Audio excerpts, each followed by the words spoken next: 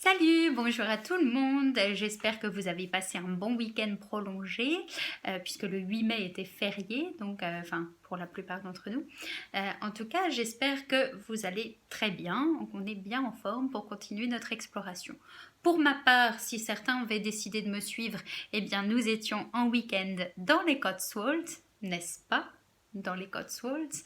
Et donc nous revenons aujourd'hui à Oxford. D'accord? Alors je me suis dit ce matin, je me suis réveillée, je me dis mais de quoi je vais pouvoir leur parler aujourd'hui? Tiens, alors j'ai décidé de vous amener découvrir une autre partie de la Bodleian Library. Vous allez me dire mais on n'avait pas déjà fait ça, la Bodleian Library? Oui, on avait fait une partie de la Bodleian Library en effet, mais nous n'avions pas tout fait. Donc ce que j'ai décidé de faire en fait aujourd'hui, c'est de vous amener découvrir une autre partie. Okay? Donc nous avions découvert la Old Bodleian Library. Aujourd'hui, nous allons découvrir la New Bodleian Library. Donc là, vous l'avez de l'extérieur en fait, si vous voulez. Le bâtiment originel date de 1930. D'accord? Il avait été construit par un monsieur qui s'appelle Giles Gilbert Scott. Okay. Et après quelques années, en fait, en 1946, ils ont décidé de refaire des nouveaux travaux d'amélioration, d'agrandissement. Et officiellement, en fait, le roi et la reine sont venus inaugurer ce bâtiment.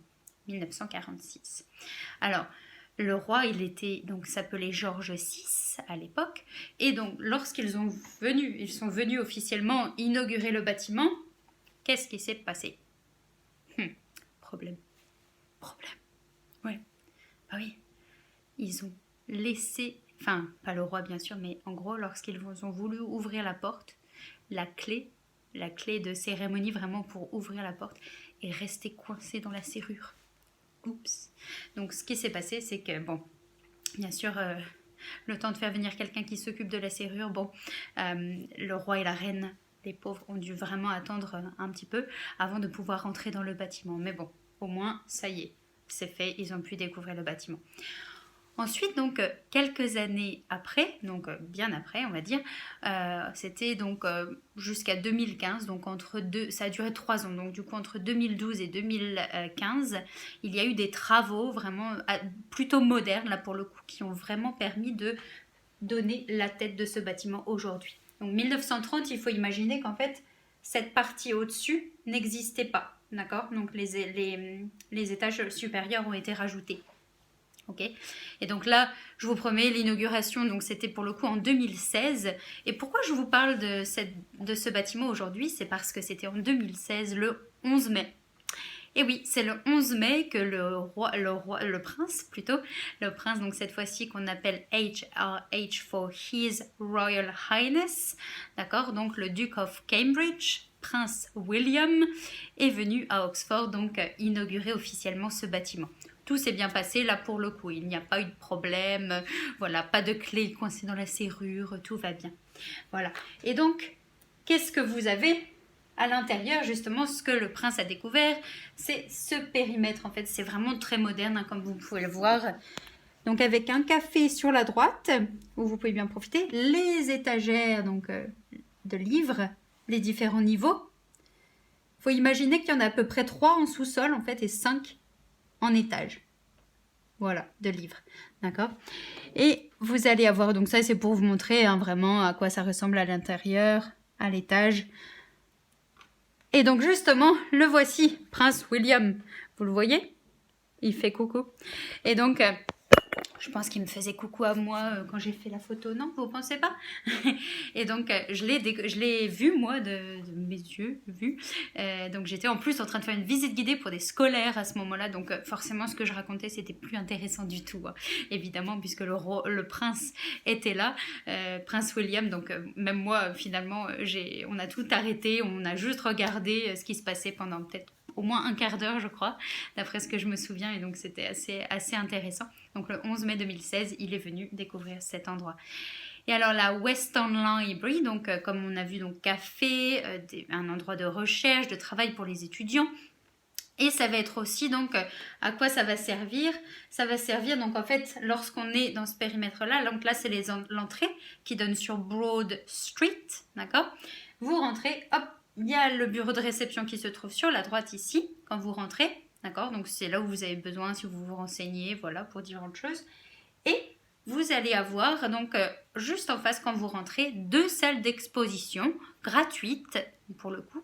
Alors là bien sûr c'est fermé en ce moment donc mais ce qui est super c'est que l'exposition sur ce qu'on appelle The Art of Advertising, celle-ci, The Art of Advertising, eh bien ils l'ont mise en ligne sur internet. Ils ont recréé la plupart des choses donc, qui étaient en display, qui étaient en exposition, ils les ont mises sur internet. Donc ça c'est vraiment sympa. Et alors je pense que quand même avant de terminer, avant de nous quitter aujourd'hui, en parlant de livres, parce que ça je ne vous l'ai pas dit, vous allez vous dire mais pourquoi il y a autant de bâtiments? Eh bien parce qu'on a à peu près 13 millions de livres qui font partie de l'ensemble de la Bodleian Library. C'est pour ça qu'on les appelle Bodleian Libraries, parce qu'en fait, il y en a plusieurs. Et en fait, il n'y a pas qu'à Oxford qu'il y a des livres qui sont gardés par rapport à la Bodleian Library. On a dû créer aussi un autre endroit à Swindon, qui est à peu près une trentaine de kilomètres d'Oxford, pour accueillir des livres de la Bodleian. Donc il y a à peu près en fait 8 millions qui sont gardés à Swindon et le reste est à Oxford. Et donc vraiment chaque semaine en fait il y a des livraisons qui se font d'un endroit à l'autre parce que les étudiants ont besoin de livres qui ne sont pas à Oxford mais qui sont à Swindon. Et pourquoi il y en a autant des livres? Eh bien parce que justement en 1610, vous vous rappeliez de Thomas Bodley qui avait donné de l'argent donc pour l'amélioration de la Bodleian Library. Et bien ce qu'il a aussi fait, c'est qu'il a signé un accord avec ce qu'on appelle The Stationers' Company, qui est une maison d'édition donc basée à Londres, qui donne un accord pour que cette bibliothèque doit accepter au moins une copie de chaque livre publié en Angleterre. D'accord, donc c'est pour ça qu'il y en a autant, et que chaque semaine depuis Londres, eh bien, il y a une livraison de livres impressionnante qui arrive. Voilà, donc j'espère que ça vous a plu, cette petite découverte de la Western Library. Pour ma part, je vais vous souhaiter une très très bonne journée et je ne sais pas encore quand on va se retrouver parce que je pense pas demain. Voilà, je vais essayer de préparer d'autres sujets. Donc je ne vous promets pas, mais on va se retrouver cette semaine, hein, bien sûr, mais je ne sais pas encore quand. Voilà, donc ne m'attendez pas, mais en tout cas, profitez bien de votre journée. Et puis, on se revoit très très vite. D'accord? Donc, gros bisous. Bonne journée.